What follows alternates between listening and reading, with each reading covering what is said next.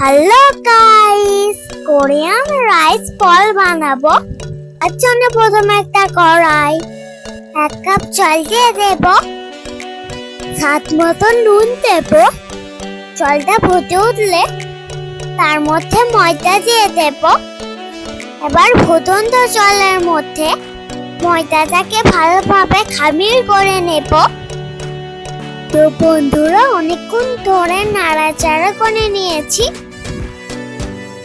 এবারে গ্যাস থেকে নামিয়ে নিতে হবে। তারপর খামিরটাকে একটা বলে ঢেলে দেব। হাত দিয়ে ভালোভাবে ছেনে নিতে হবে। বন্ধুরা, যেমন লুচি বানানো হয় সেরকম ছানতে হবে।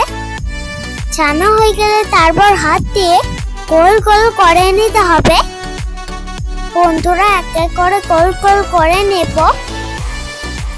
তারপর একটা ছাঁচড়ির ওপর গোল গোল করে রাখা বলটাকে দিয়ে দেব। তারপর একটা বলের মধ্যে জল দিয়ে দিয়েছি। জলটা ফুটে উঠলে তার মধ্যে ছাঁচড়িটাকে দিয়ে দেব। তো বন্ধুরা, বলটাকে ভাপানো হয়ে গিয়েছে। এবারে একটা কড়াই দিয়ে দেব। আপনারা ঘিয়ের বদলে তেলও দিতে পারেন। ঘিটা গলে গেলে তার মধ্যে কুচিয়ে রাখা পেঁয়াজ দেব। পেঁয়াজটা একটু লাল লাল হয়ে গেলে পরিমাণ মতো লবণ দিয়ে দেব। দিয়ে ভালোভাবে নাড়াচাড়া করে নেব। তারপর লঙ্কা গুঁড়ো দেব, হলুদ গুঁড়ো দেব। দিয়ে পেঁয়াজের সাথে নাড়াচাড়া করে নেব। তারপর টমেটো সস দিয়ে দেব, সয়া সস দিয়ে দেব। সব কিন্তু পরিমাণ মতন দিয়েছি।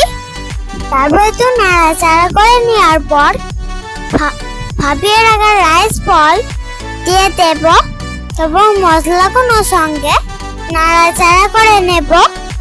বন্ধুরা, তোমরা আমাদের ভিডিওটাকে লাইক, কমেন্ট, সাবস্ক্রাইব করে দিও প্লিজ।